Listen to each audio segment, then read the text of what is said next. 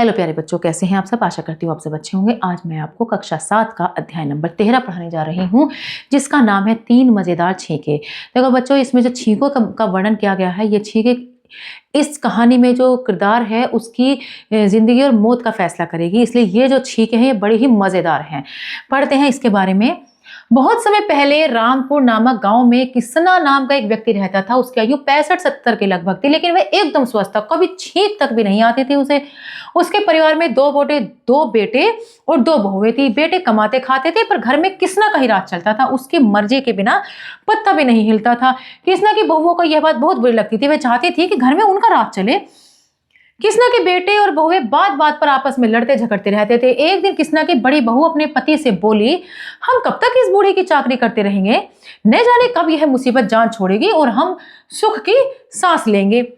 किसना ने बहू की यह बात सुन ली। उसे गुस्सा तो बहुत आया, परंतु उसने किसी से कुछ नहीं कहा। अब किसना मन ही मन सोचने लगा, बूढ़ा तो मैं हो ही गया हूं, थोड़ी जिंदगी ही तो बाकी है, बच्चों से बेकार क्यों झगड़ा करूं। काश आदमी को पता चल जाता कि उसे अभी कितने दिन और जीना है, तो कितना अच्छा होता। पंडित जी तो बड़े ज्ञानी हैं, क्यों ना उनसे पूछूं कि मेरी उम्र अभी कितनी बची है। सोचते हुए तुरंत पंडित जी के पास पहुंचे। उसने पंडित जी को प्रणाम करके उन्हें अपने आने का कारण बताया। पंडित जी देर तक उसे ध्यान से देखते रहे, फिर बोले, किसना तुम्हें क्या परेशानी है?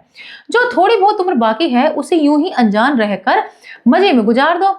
बाकी उम्र का पता चलने पर तुम जीते जी डर के मारे घुट घुट कर मर जाओगे। लेकिन किसना अपनी जिद पर अड़ा रहा, नहीं भैया, मुझे तो मेरी बताओ, मेरी उम्र कितनी बची है।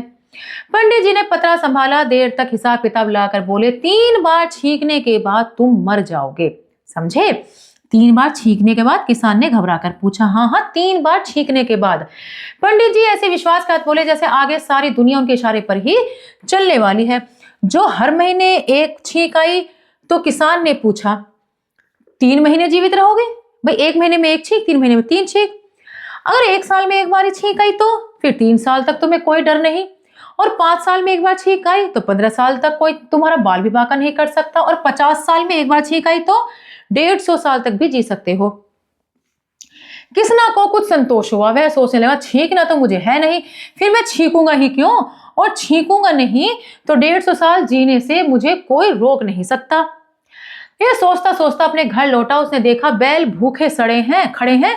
वह टोकरा लेकर भूसे के कोठे में जा घुसा। वहां भूसे का टोकरा भरा तो धूल गर्द उसके नथुनों में भर गई। बाहर निकलते निकलते उसे नाक में खुजली सी महसूस हुई।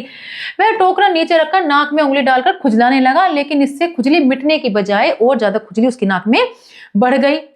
वो घबराया कि कहीं छींक ना जाए। उसने अपने को खूब संभाला, पर छींक रोके न रोके, आछी!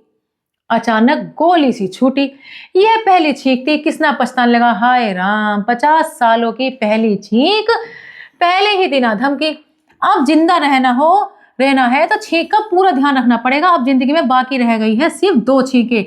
यह सब भूसे की मेहरबानी है। अब मैं भूसे को भूल कर भी हाथ नहीं लगाऊंगा। किसान ने बेटों को समझा बुझाकर पशुओं को चारा डालने के काम से अपने को मुक्त कर लिया। उसने निश्चय कर लिया कि वो किसी भी कीमत पर छींक नहीं आने देगा। दूसरे दिन वो कुएं पर नहा रहा था। कुएं का ठंडा ठंडा पानी और ऊपर से ठंडी ठंडी हवा के झोंके।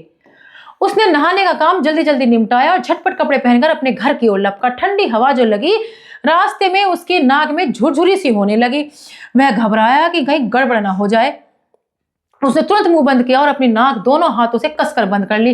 अपनी समझ में उसने छींक रोकने का पक्का इंतजाम कर लिया, पर सांस रोकने से उसका दम घुटने लगा। छींक और सांस के प्रबल यानी कि बहुत तेज वेग से पलक झपकते ही सारे अवरोध उसी प्रकार तोड़ डाले जैसे बाढ़ का रुका हुआ पानी कमजोर बांध को तोड़ फोड़ कर धमाके के साथ फूट निकलता है।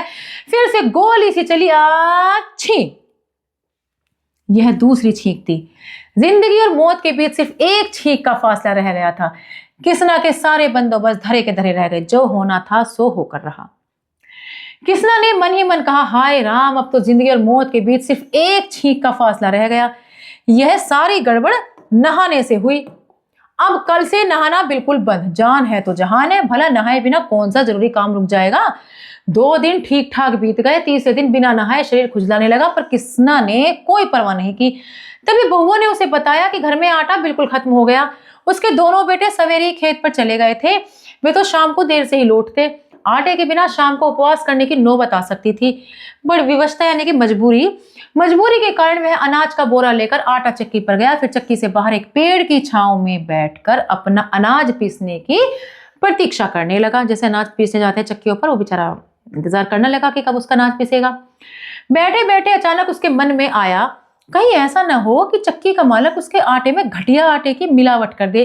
फिर क्यों ना अपने अनाज की पिसाई अपने सामने ही कराऊं। वो फौरन आटा चक्की पर पहुंचा। एक बड़े कमरे में आटा चक्की चल रही थी, वहां कोई खिड़की नहीं थी तो ताजी हवा भीतर आ जाती है ना। जब कोई वहां खिड़की नहीं थी तो ताजी हवा अंदर कैसे आती।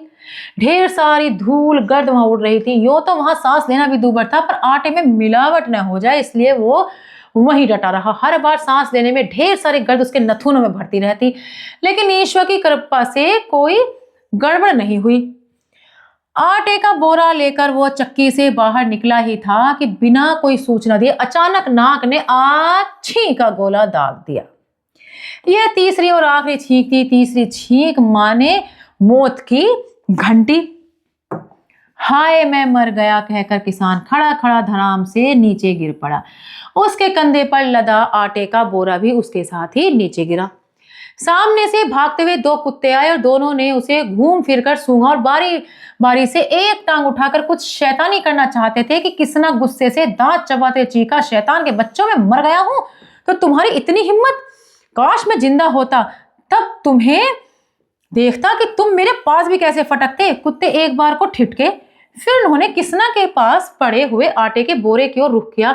पहले उसे सूंघा, फिर धीरे धीरे बोरा फाड़ना शुरू कर दिया। वो जो आटे का बोरा था उसे फाड़ना शुरू कर दिया। किसना पड़ा पड़ा चिल्लाया, अरे शैतान के बच्चों, तुम भी मेरे मरने का नाजायज फायदा उठा रहे हो।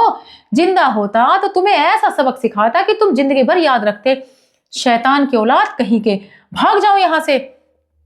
उसका चिल्लाना सुनकर चक्की का मालिक हाथ में डंडा लिए बाहर निकला। वह किसना को बाहर पड़े देखकर बोला, तुम यहाँ क्यों पड़े हुए हो? अरे तुम इतना भी नहीं जानते, मुझे तीसरी छींक आ गई है और मैं मर गया हूं। किसना ने लेटे लेटे कहा, अच्छा तो तुम मर गए हो? हाँ मैं मर गया हूं। मैं तुम्हारी क्या सहायता कर सकता हूँ? भैया तुम देखते नहीं ये शैतान कुत्ते मेरा आटे का बोरा फाड़ रहे हैं। मैं जिंदा होता तो इन्हें अपने आप भगा देता। मर गया हूं तो अब क्या कर सकता हूं? तो मेहरबानी करके इन्हें यहां से भगा दो। ठीक है, भगाई देता हूं। यह कहकर चक्की के मालिक ने डंडे से मार मार कर उन कुत्तों को भगा दिया। फिर किसान से बोला, लो तुमने तो नहीं कहा, पर बिना कहे तुम्हारी थोड़ी सी मदद और भी किए देता हूं। यह कहकर उस चक्की वाले ने तड़ाक तड़ाक करके 5-6 बार जोरदार डंडे किसना की पीठ पर भी जमा दिए। डंडे लगते ही किसना बिजली की सी फुर्ती से उछल कर खड़ा हो गया और चक्की वाले से बोला, शुक्रिया, तुम्हारा बहुत शुक्रिया, तुम्हारा बहुत बहुत शुक्रिया, तुमने मुझे फिर से जिंदा कर दिया। भैया तुम इन पर इतनी मेहरबानी ना करते तो मैं अब तक मरा ही पड़ा रहता। तब किसना आटे का बोरा कंधे पर लाद कर खुशी खुशी अपने घर आया। वह अब तक जिंदा है और सबसे यही कहता है कि वह तीसरी छींक के बाद मर गया था। चक्की वाले ने उसे फिर से जिंदा कर दिया है। तब से उसे सैकड़ों छींकें भी आ चुकी है, पर वह खूब भला चंगा है, वह अभी तक मरा नहीं है। तो देखा बच्चों, जब अपने दिमाग में कोई बात फिट कर लेते हैं तो उसका सत्यता को समझना भी समझ में नहीं आता है। इसलिए हमें अपने होश और हवास में और इस तरह के अंधविश्वासों को, बातों को नहीं सोचना समझना चाहिए और अपने कर्म को करते रहना चाहिए। आशा करती हूँ आपको यह अध्याय अच्छे समझ में आया होगा। मिलते हैं अगली कक्षा में। धन्यवाद।